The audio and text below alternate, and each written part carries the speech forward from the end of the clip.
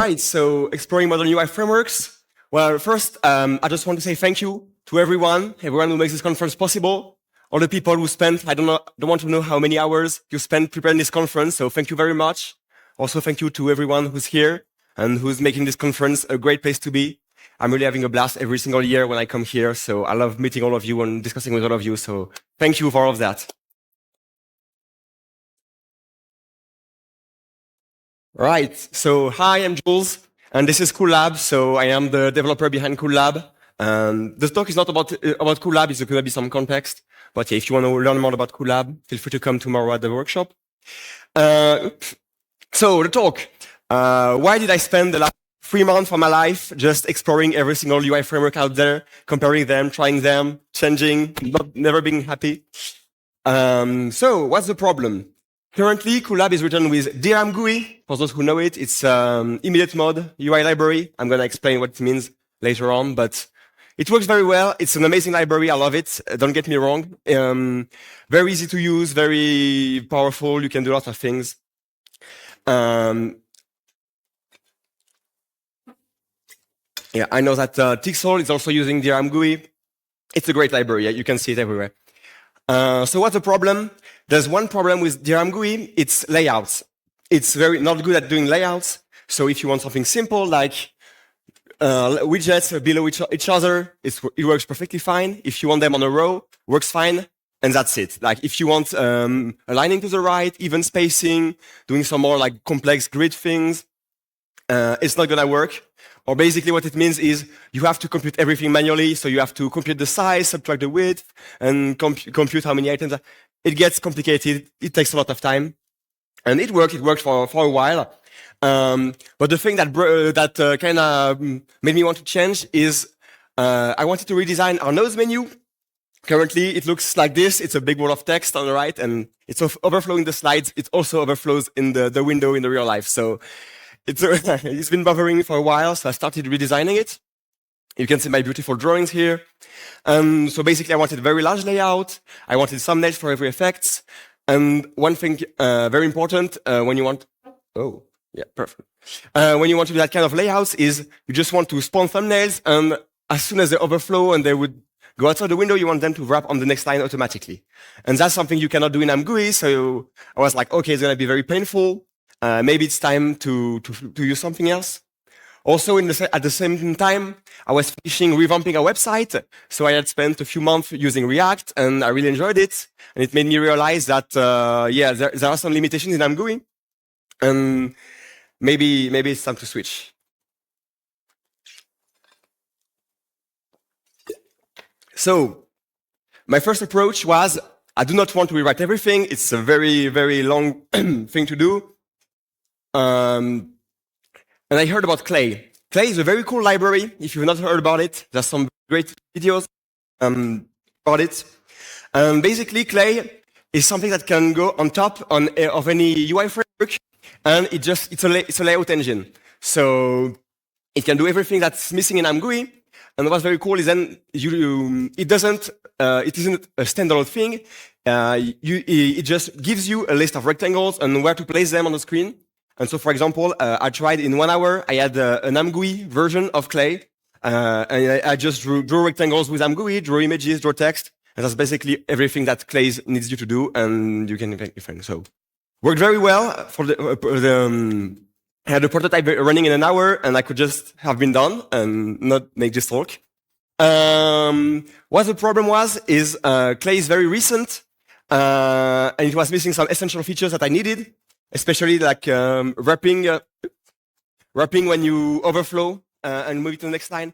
There's an issue open for 2 years, no progress on it, and all that kind of thing. So it's always a big question when you want to use something that's very new. It's shiny, there's cool features and etc. But you also have to consider like, is it gonna continue? Is the developer gonna still work on it? Is your project viable? Maybe like the layout that I need, maybe it's actually impossible with the project took. So I didn't want to gamble. Like, is the feature gonna happen in 1 year, 10 years? I don't know. So I didn't take that approach. But honestly, and that's going to be true for every single framework I present, they're all amazing. They all work very well. All have great advantages. and also some problems. And that's something I realized midway during my exploration is that anyways, there's no perfect solution anyways. And so, yeah, Clay is amazing, and you could definitely use it if it fits your needs, and especially maybe in a few years when it gets more mature. Then, okay, so keeping the existing UI, the approach didn't work. So I was like, okay, maybe let's do it. Let's rewrite at least the UI part of the code base, which is a big part. Like it's probably more than half of the code base is just UI code. So, but okay, let's bite the bullet. Let's do it. In the long run, I think it's gonna save me time. So okay, why not? And so the first thing I explored was the web. Of course, it's like the big obvious choice. I've had some very good experience doing some websites. So yeah, okay, web technologies are very great. Okay, yeah. What are the advantages? There are also some problems, of course. We're going to talk about them later. But the web is the single biggest framework that is used absolutely everywhere. There's been a billion things built with it. And therefore, many people know how to use it. There's a lot of tooling around it. There's so many features in there, like every weird layout, complex animation, whatever. It's all built in. And if it's not built in, you've got a JavaScript library doing it. So that's very cool. You can make basically every single UI you want very easily with it. Also, if you have a designer making designs in PenPart or in Figma, you can just export the thing to web and it just works. So yeah, very, very important, very nice framework. Allows you to save a lot of time. Also, one thing that's very important is hot reloading. When you do UIs in C++, for example, with ImGui, like I'm doing, you have to recompile every time. So you make a change, wait for it to compile. It can take a few seconds, a few minutes, depending on the size of the project. And then you see the change. And then you go, oh no, actually, I don't want 5 pixels of gap, maybe 8 pixels look better. And you recompile, wait again, see the result. So in web, it's very different. You just save, and it just works. Oh, yeah. So that saves a lot of time. So that's really what was my initial goal, was like, okay, I'm going to save a lot of time. I pay a big cost upfront by rewriting everything, but then I use web. Everything is very easy to do, very fast to iterate. Great. Also, one thing to keep in mind when we say web, I should say web technologies, because it doesn't force you to make a website. You don't have something that's online, you have to go in URL. You can also make traditional desktop apps with with web technologies. The most famous framework is called Electron. There are many, many applications built with it, like VS Code, Discord, whatever. So yeah, it's a framework. You write your front end with normal web technologies, and then it creates a desktop app behind it. There's a few problems about Electron. I don't have time to talk about them. I don't think there's that big of a problem. The biggest reason why I did not use Electron is in Electron, the backend, your actual application, it's not C++ like Coollab is, it's JavaScript, which is very great for many people, and they're very happy to use JavaScript for their front backend. It did not work for us, of course. I mean, I did also considered changing the language, but that's another story. In the end, I decided that JavaScript was not it. You can also do native plugins with Electron, so you can do C++ Electron applications. That's possible. It seemed complicated, and I was not sure, like, especially how debugging would work when you have to compile separately, etc. So I prefer just keeping something simple. Also, for new developers, I prefer, like, if it's a standard C++ or whatever application, rather than a complicated setup. But Electron is not the same in the family. It was the first one, and that's why it's the most famous one. There are a ton of them. So some of them are in C++. I mentioned these two. They are paid proprietary software, so that was not an option. And unfortunately, in C++, the only other option was Chromium Embedded Framework. So basically, it's the core code that is behind Google Chrome and that other browsers reuse, Brave, Edge. And it's basically a C++ library. So you can also just build your application around that and use that to create your UIs.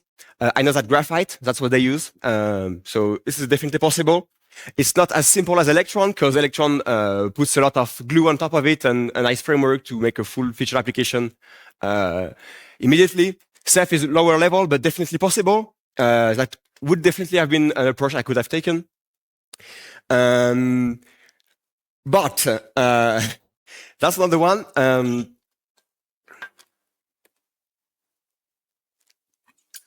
because when I was exploring alternatives to Electron, I saw Tauri. And Tauri looked very, very promising. And one big thing about Tauri is the backend is not in C++, it's in Rust. So I'm making a small parenthesis for those who don't know Rust and C++ very well.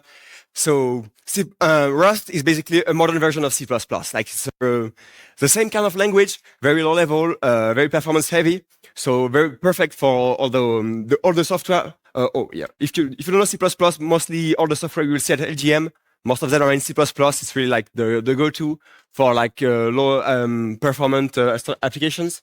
And Rust is the same kind of thing, redesigned 25 years after C++. And from my experience, I have tried it, and it's true what everybody says on the internet. Yeah, Rust is amazing, very enjoyable. I'm closing the parenthesis. It's not a Rust talk, but come talk to me if you want to talk about Rust. So yeah, that was I had seen Rust for a while. Rewriting everything in Rust was not reasonable. It was not enough to justify rewriting everything just to change language, even though it has some advantages over C++. But now I was in a situation where I was about to rewrite half of the application anyways. And so I was like, why not the other half? And also, as I started considering this possibility, I realized that, that big system, I want to rewrite it anyways, because if I want to enable this great feature that has been on my to-do list for 2 years, I need to do that big refactoring anyways, and this and that. And so I kind of realized that I wanted to rewrite the whole application at some point down the line anyways, so might as well do it once now, do it properly, spend a few months choosing the right technology, and hopefully be happy forever. And never change again, never do another rewrite again. So, okay, maybe Rust. If I keep C++ like in 10 years, I'm gonna hate myself for not choosing Rust. So, I gave up and I said, okay, let's rewrite everything. I'm a programmer. I can't resist rewriting everything. I'm sorry. I know it's a bad idea, but yeah. So, started experimenting with Tauri. Absolutely amazing framework, lots of very nice little things, very easy to use, very complete, etc., etc. One big problem is, so in Tauri, just like Electron, your front end is standard HTML, CSS, JavaScript. You can use whichever framework you like, React, Svelte, whatever. And your backend is in Rust. And then the two have to communicate. Whenever there's a change on the Rust side, so say your Rust engine is like modifying the value of some variable, some number, you have to synchronize the UI so that the UI knows, displays a new value, and vice versa. When users modify things in the UI, you have to tell the Rust backend that something changed, and you have to do this for basically absolutely everything. So every single bit of state on the Rust side that also needs to be shown in the UI. You have to synchronize them. You have to duplicate the types, duplicate the code. Don't forget to call a callback whenever something changes, so that everything's updates properly. So that was looking a bit problematic. And so there's another very similar thing, which is Dioxus. The only difference is that in Dioxus, your front end is not JavaScript; it's Rust. It's still web technologies. You're still writing HTML, CSS, but inside Rust. And then all the logic, if that condition is true, then show this part of the code, otherwise show this part of the UI, is done in Rust. It's literally the same thing as Svelte or React, all the JavaScript frameworks. It's just in Rust, which arguably is more complex than JavaScript. But in the case where but this has a big advantage that it's one single language. You define an object in Rust, your engine uses it, renders some things. And then the UI can reuse the same thing. There's no duplication, no synchronization. So I switched to Dioxus. Again, beautiful framework, works very nicely, lots of very enjoyable things. Lots of nice small features that I don't have time to talk about. One other very nice thing I should mention with Dioxus, and one problem with Tauri, when you're doing that two separate words that need to communicate, sending a few numbers is no problem. Sending images is a big problem. Like the image would be rendered on the GPU by your Rust engine, whatever, and then the UI will need to display it. So the naive solution is download it to the CPU, copy it to the UI process, which is a different process. So basically almost a separate application, and then you can display it. It introduces latency, and especially for real-time application like Coollab, it was not okay. Honestly, if you're doing some offline like GIMP, Inkscape, or Graphite, could absolutely work. But in our case, this was not possible. There are workarounds. So what I did a prototype in Tauri where basically you render the UI except for one div, which is transparent, and then you let the Rust engine just render in the same window on top of it. It's a hack. It works perfectly fine. So that was the solution. But yeah, another problem with Tauri, Dioxus has exactly the same problem, except for one thing, which is they're working on an experimental, basically new web browser, but it's a very stripped down, lightweight version for just our needs, which is basically rendering HTML, CSS, and that's it. So they're stripping all the JavaScript engine, they're stripping all the billion APIs that are available in the web, so much more lightweight, etc., which is cool. And one big thing is, since it's really built natively, it can interact with your GPU API. So the same thing that we render in Rust in our engine, we could just give a texture to Dioxus, to the new renderer, and it would just display it. The normal version, and what Tauri and Dioxus use, they use, just like Electron, they use the Chromium embedded framework. And it's a bit awkward to send texture to it because like it's a separate thing and it's a big code base and people have tried to hack around, and it's possible to give texture to Ceph, but yeah, complicated, but whatever. So could work. Dioxus sounded even better. Oops, sorry, spoiling. Okay, so Dioxus solves all my problems. I'm almost happy with it. But, and there was one final but, I realized that actually none of the web frameworks are ever gonna work for me. For one big reason, a bit similarly to how Tauri, you have to duplicate the code and everything, and it gets complicated. Dioxus fixes some of those problems, but there's still one fundamental problem, which is your UI is what's called a retain mode UI. So basically, you need the UI only renders when it needs to, and you have to tell it, oh, this value has changed, so please update that little part of the UI. And all the modern framework, React, Svelte, and Dioxus, they simplify it. It's not a problem on a day-to-day basis. Like for most applications, it's not a problem. You don't realize it. It's just, instead of, for example, instead of having just a number, you have a signal. It's called signals. You have a signal of a number. It behaves just like a number, but whenever you modify that number, it automatically tells the UI to re-render the right paths. So it works almost transparently, but you have to wrap everything inside signals. And in my case, it was a problem because the Rust engine is something very separate from the UI code, and I didn't want to have it strongly coupled. I didn't want to have to modify all my types, and especially like in my case, I also want debug UIs. So basically, absolutely everything in the engine, I really want it to be showable in the UI. For example, one thing we have in Coollab is I want to show all the textures that are currently loaded, just so I can debug and see if everything's working fine or not. So absolutely everything would have to be wrapped in signals, and like signals work for numbers and strings, but textures probably not. So I would have to make custom callbacks, etc. Anyways, you get the point. It works. It's very great, but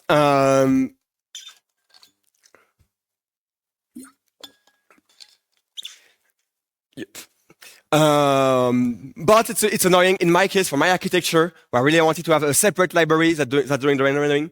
Also, that's a talk for another year, but I have designed this little rendering library as something very universal and not tied to Coollab, so maybe some other projects can reuse it. And so I really did not want to have Dioxus coupled to it and forcing everyone who wants to use that little renderer to also use a UI in Dioxus. So and that's not a problem about web only. Like there are other frameworks that are not web, but they are still retain mode UIs, meaning they need some kind of callbacks to know when things change or not, and it's annoying. And so what's the solution to that? Well, the solution is immediate mode UIs. So if you remember the first slide of this talk, Dear ImGui is immediate mode UIs. It's what I'm used to, and I realize that I really miss its simplicity. In ImGui, you render every frame the UI. So it doesn't need callbacks. It doesn't need to know what changed or what doesn't change. You don't need to track any of that. is very simple. You just tell it, oh, here is the current state of my engine. Here is a list of textures. Here are the values. And it just works. It just displays them. Very simple. There are some limitations. You cannot do quite as complex of layouts and styling as web technologies if you want to keep it very performant. But you can still do very cool UIs with it. That's not a problem. So, and that allows, to have things very decoupled. I really wanted, I'd much rather just add in my engine a little getter that says, hey, here is a list of textures. You can display it in the UI. It's much simpler, much less intrusive than having to say, okay, you actually need to embed the Dioxus dependency and wrap everything around signals because I use this for this specific library. So, my love for Dear ImGui came back. So what's the conclusion? Should I just give up everything? Well, first, in the meantime, I fell in love with Rust, and I fell in love with all the new ideas and re-architecturing that I had done. So I wanted to do a big rewrite anyways. And also, more seriously, the problems that I had in Dear ImGui, they are not gone. And so that's the solution. Hopefully, ImGui, it's a library very strongly inspired by Dear ImGui in Rust, which is nice. Although Dear ImGui is such a famous library, you have bindings in every language, so that's not a problem if you want to use Dear ImGui in Rust. Also possible. But the second great thing about ImGui is that it improves on some of the problems of ImGui, especially layouts. In ImGui, is that you can do much more advanced stuff. I mean, you're still much more limited than web, but already much better than ImGui. Especially my big use case of, okay, when elements overflow, they wrap to the next line automatically. ImGui does it, and many other nice things. So that's it, I guess, ImGui. Disclaimer, I have not had time to try it too much, so maybe there's another problem but I don't think so. Honestly, I've used ImGui for 5 years. It was working very well, except for some limitations, some things that were complicated. ImGui seems to improve on that, so hopefully I'm gonna be happy with it. And in a way, I'm sad that web did not work for me, because web would have, on top of improving the layout, it would have been so much nicer for many reasons, like better styling, faster development, hot reloading, whatever. And there were all the nice little bonuses that I tried to get in what I was doing my big change. In the end, I cannot get them. I can just fix the one problem that I had in ImGui, the one fundamental problem, and not more, which is cool. But yeah. All right, so time for some conclusions. So that's something I realized. There is no perfect solution. UI is a very complicated topic. You have to accept that every framework and every different paradigm is going to have some very shiny selling points, and it's going to have some problems. So you just have to figure out, that's what I had done, like a big list of all the small little details, but don't focus on all the small little things. Like, of course, you're going to be, oh, Tauri has got this and that, and I don't have to spend a week implementing that because Tauri does it automatically. Yes, it's nice, but in the end, you can do it yourself. So I had to really stop looking at all of those, or otherwise it's very overwhelming. You have so many options to compare and be like, oh, yeah, Dioxus has this and Tauri has that, and you don't know. So I had to stop and just make a list of, okay, what are the essential things? What are the things that I cannot compromise on? And all the rest, well, I just bite the bullet and accept that the framework I choose has some problems. So, yeah. Here are some resources if you want to learn about clays and people talking about UI design and limitations and trade-offs and lots of interesting things. I'm going to share the slides on Mastodon, tagging LGM. So if you want to get them, I'll share them. And yeah, questions?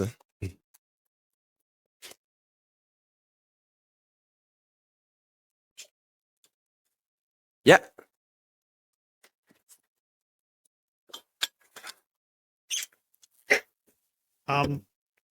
Is there some kind of scripting integration for ImGui like there is for Dear ImGui? I remember using Dear ImGui with Lua, for example, which made the hot reloading possible. Oh, do you mean some bindings in Lua? Yeah. Yeah. That's pre-existing stuff. I'm not too sure. Dear ImGui has been there for such a long time. There's bindings in basically every language you can imagine. IGUI, there might be some. For sure, in the future, as the library matures, I think there will be bindings everywhere. Yeah. To complement your question, Dear ImGui and IGUI, they really come from the world of video games and integrating in engine, etc., which is also a good fit for Coollab and other like graphics editor apps because they're really designed. For example, the node graphs that we have in Coollab, which is one big part of it. Like there's libraries in IGUI, there's all the sliders for picking colors and whatever, and so yeah. That's also one nice thing about them. Yeah.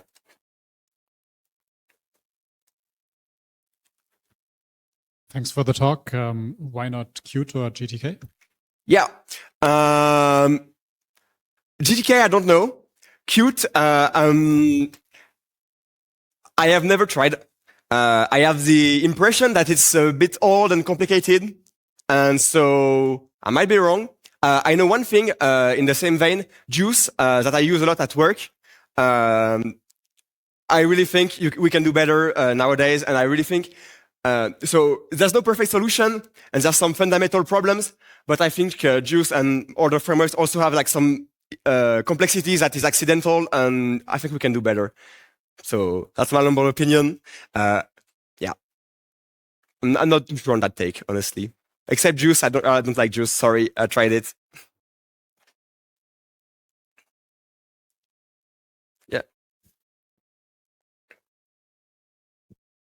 With so many names dropped already, I'll add one more. Slint is something that's also very interesting. It's a bit like Qt, but in Rust and with many new ideas. Also, they have hot reloading in a way. So yeah, absolutely, yeah. I unfortunately did not have time to talk about all the frameworks I explored, so I kept the most interesting ones. But definitely, Slint is very cool. They have kind of their own version of CSS, so you can do styling with a separate language, which look pretty nice. And there's a ton of them. Like there's Iced in Rust, which look very cool, and yeah, plenty that I didn't have time to mention, unfortunately.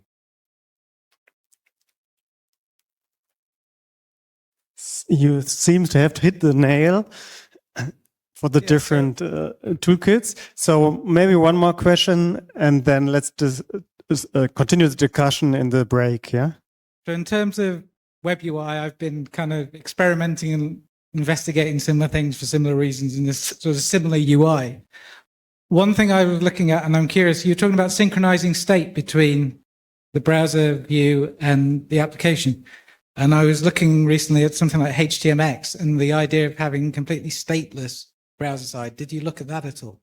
No, I don't think in our case where we need to have something. I mean, I kind of not. No, I have not. I have considered. I didn't have time to talk about it, but also like changing language completely, like making a full web application in full JavaScript running on in the browser. Mostly for performance would have been mostly fine, I think, since the work happened on the GPU anyways. I also read that it's still not quite as good as native, and so for some other reasons, I didn't do a full web thing. And then if you want to have some split things where you have a backend in Rust, for example, and then a UI, yeah, so I ended up with the problems I talked about. But yeah, sorry, I'm gonna mention one last thing, but yeah, I said again, all of the frameworks are probably the best one for you, and probably all the solutions here are amazing for you. Maybe web is a solution for you, especially if you have like a what-unquote simple application. Please do some web stuff. Web is amazing. If you have Tauri is amazing also. If you want some heavy computation and you need the performance of Rust, but just for some simple tasks, for small tasks, and the rest of the logic of your application is entirely in the JavaScript in the UI part, it's absolutely possible. Definitely works very well for some projects, but yeah, just not for me. Yeah, sorry. Great. All good. All good.